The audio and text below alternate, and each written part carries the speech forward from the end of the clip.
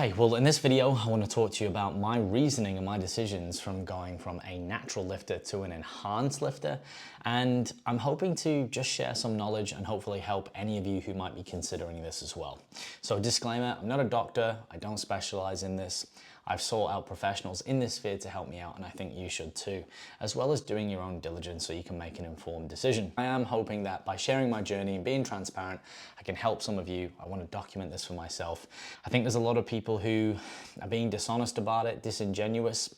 And look, if you're using, you don't necessarily have to tell people. You certainly shouldn't claim natural, and it's definitely a factor if you're in the coaching industry to promote something that is a little bit more authentic, or at least in alignment to, hey, if you're going to achieve this, then here's some things that you might need to consider. So anywho, first of all, why did I decide to go down this route? Well, something I've been considering for a while, like all of us have, and started to understand and educate myself more and more. So stereotypically, if we think of certain things, you know, bodybuilder, we might get a certain image that comes to mind, and sometimes that's not completely accurate, and it's not the only way to do things. So I'm saying that I'm probably at this point in time, the most natural enhanced lifter there is, meaning that I'm using minimum effective dose.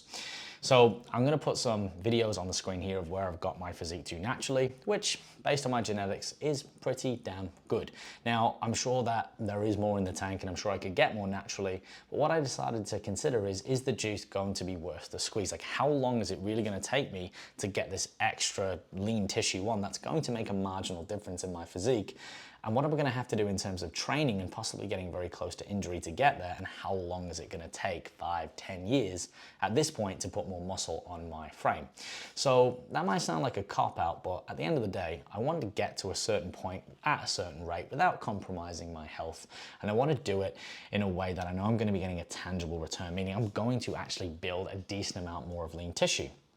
So asking the right questions and speaking to well-qualified people with experience, I only wanted 5 kilos really. My expectation is to build 5 kilos of extra lean tissue, which based on enhancement standpoints is pretty low expectations. And I'm not wanting to delve down and do anything really complex or, you know, extreme, shall we say. I'm not trying to be the next Mr. Olympia, and even if I tried, I probably wouldn't make it because I'm not genetically predisposed, which is what some of us don't really understand, is that genetics play a huge part in it. So for me, I want to look and feel great naked. I don't want to compromise my health, but I do want a little bit of assistance, which is why it should be called assistance at some point, to get me to where I want to go. So I've achieved a fairly good level. I've been really happy with that, but I've made this decision to go, cool, I need some help to really get to that point. If you are thinking about doing it, really don't take it lightly. You know, really consider all the pros and cons, look into your health history, get the right blood test done, make sure you're doing all your research, do your due diligence, and again, seek out professionals who know what they're doing. Because one of the things I found is that in this sphere, when you speak to certain people, everyone's an expert, and there's a lot of misconceptions going on based around the dosages and how you should do it and where you should start. And one thing that really stood out to me is the starting point that a lot of people recommended is much higher than it needs to be, which can be quite risky, especially if, you know, you've not done this before. Why do you need to go and start with a really high amount? So for me, I'm using testosterone enanthate. I'm doing 6 shots a week with, and I'm doing 150 milligrams a week. So the reason why we're starting on such a low dose, which is considered a TRT, so a testosterone replacement, or a replacement therapy dose, is very small, is that we want to start with something that brings me up to the high end of natural or normal, maybe just above, and see what happens from that point. Consistently check bloods and make sure we're looking all over the health profiles or anything that we need to manage, and making sure that there's no adverse effects.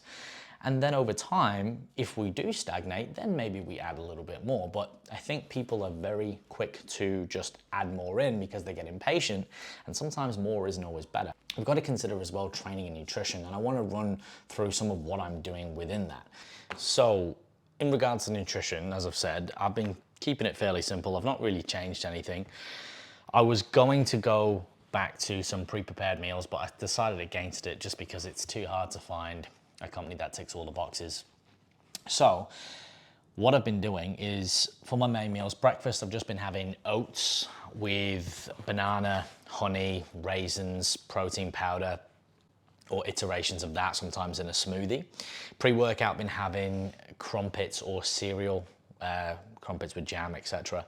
And then the main bulk of the meals are just jasmine rice. So I've got one here now, which I'm gonna eat, which has got either mince in it, so extra lean mince, or I've got some of these here which have got chicken in them. So really, really simple. I've made these recipes before as well. They're on Instagram, they're on YouTube if you want to check them out. Super simple. And then I put a stir fry vegetable with them. So mixed vegetables, makes it more interesting, gets the veggies in as well. So it's basically like your chicken and rice, chicken mince and rice with veggies. However, if you cook it well, you don't overcook your meat, and then you flavor it, and look, keep it simple. Apart from a bit of salt and pepper and seasoning, we've been using the Nando's Peri-Nays, but there's this new Nando's sweet chili jam. Now this has been really good. Me and Crystal have been loving this one. So if you've not tried it, highly recommend. Again, they're all calorie friendly. And then Sweet Baby Ray's, if you know, you know, but this is brilliant. I usually like to marinate my mince with this, but it's great on chicken and most meat as well. So you can do those little things.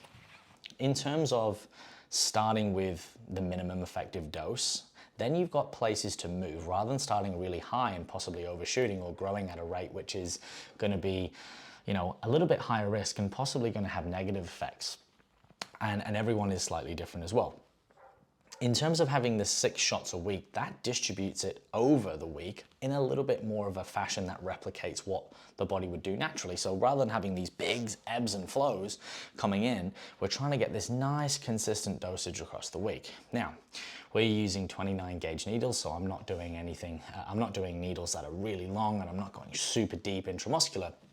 Although we're still getting intramuscular with these needles, especially if we're not high body fat, depending on the sites, which we're rotating between glutes, shoulders, chest, doing things in safe places. If we're using these smaller needles, they cause a lot less trauma and a lot less risk for scar tissue as well. Other than, you know, if we're using bigger needles, we might be causing a lot more trauma. We might be getting ourselves in trouble depending on where we inject as well. Now, obviously there's theory and science to say that going deeper has been best, but there's also research that's come out to say even subcutaneous can be just as effective depending on the substance. But again, this is the information I've been given and the information that I'm finding. What changes have I noticed so far with the testosterone? So the only things that mainly changed is obviously after comp prep, it was really low. It was lower than normal. But I have got previous blood tests I can go back to. So now I'm sitting at the top end of where you'd be as a normal, it's not technically classified super physiological yet. This is like the top end of what you can hope to be naturally, or around the bouts in that ballpark, or so I'm told by George. And again, this is where there's obviously little variances. So energy's improved, of course. Now, my markers were going to improve anyway after recovering from comp prep. So, you know, after comp prep, you're going to be more tired, more fatigued. You've got to put on body fat again. You can have some sort of post-comp blues psychologically. So there's a lot of things really that are naturally going to come back, but they take a certain amount of time. And I did a few competitions, probably too many, to the point where I suffered probably a little too much, but I'm going to take ownership for that. So it was always going to be a bit of a longer recovery. So the testosterone really has just helped me get back to normal faster. So improved mood, improved energy levels, a little bit more focus, sleep's improved, sex drive is up. You know, the gym sessions are a little bit better. Have I noticed a lot of gains in strength? Not massively, nothing astronomical, nothing that I thought, oh, this is extraordinary. Recovery's been better though, so like the few little niggles that I've had, I've not really got any serious injuries, but I do have the odd like tear and whatnot here and there from prior sporting injuries or just, you know, lifting over the years, but nothing major. So I'm noticing that's feeling a lot better as well. They're the main improvements, but there has been nothing that's gone from here to here really fast, which if anything is a good thing, right? Because I don't necessarily want to boost things too fast too soon, because that might not be a good idea or a good thing in general, especially in strength in the gym. I want to sort of progress slowly, and I think that's a big mistake. People might go too fast too soon and then end up having an injury, right? Because everything's got to adapt, your joints, your ligaments, your tendons. So they're the main things that I've noticed at this point in time. It is still early days. We're about 6 weeks in at the moment, so I imagine things are going to continue to obviously improve and get better. And this is why it's a bit of an individual situation, because I've come off comp prep, so I'm going to get better anyway, and then this has just helped me get there a bit faster. So as ever, I'm going to keep you in the loop with all this, but it is well and truly lunchtime. I'm using iMedical as well, which is an online site to be able to gauge my bloods, so I can do that and get all of the readings that I need. And I'm going to keep tabs on those over time while consulting with George, who is looking after me with all of this, and making sure we're using pharmaceutical high grade. So depending on where you are in the world, Australia is quite strict. You have to, or you can go to a doctor, and with doctors, they are able to prescribe you this medication or testosterone, depending on the substances you want. Everyone's a little bit different. It's different depending where you are in the world. And then you can get your name on it, and that way everything's clear and you can do it that way. So it's prescribed to you. The alternative way is underground labs, and obviously that's a conversation for another time, but that is where, depending on where you are in the world, you might have to do that. Sometimes the quality isn't as good, but with testosterone, I'm told that for the most part, it's pretty good depending on your sources. But again, this is something that you need to do your own due diligence and research with. I would like to opt for the quality and go for the pharmaceutical grade, especially where possible. But again, this is something that you've got to look into. Now, in terms about my starting point, so what I wanted to do is pop on the screen as well where my current physique is at the moment, the kind of training and doing, the nutrition and the rest. So I decided to knock my training back a little bit in terms of the volume and intensity. So coming off the comp prep season last year, I wanted to get a little bit more rest in. I still wanted to train, but I wanted to have more of an auto-regulative approach, meaning I didn't want to be tied into a specific program that was too rigid. I went in and said, hey, I'm going to hit this muscle group once or twice a week. I'm going to choose, 5 to 6 variations or exercises, and I'm going to work between these rep ranges and these RPEs, right? And that's kind of what I'm still doing, but I've just increased the volume and the progression over time via generally weight or reps or proximity till failure. So I'm training 4 days a week. I'm doing a legs, push, pull, off, and then I'm doing an upper day, but I'm focusing on more shoulders, arms at the minute, and then filling it in with a little bit of abs as well. So I'm focusing on things that I really want to bring up in my physique, but I'm finding that's really working for me at the moment because I'm getting a lot of recovery. I'm not doing sets upon sets upon sets. I'm getting enough volume in the muscle to stimulate growth, but at the same time, I'm not in the gym for hours on end, which I really don't want to be at this point in time.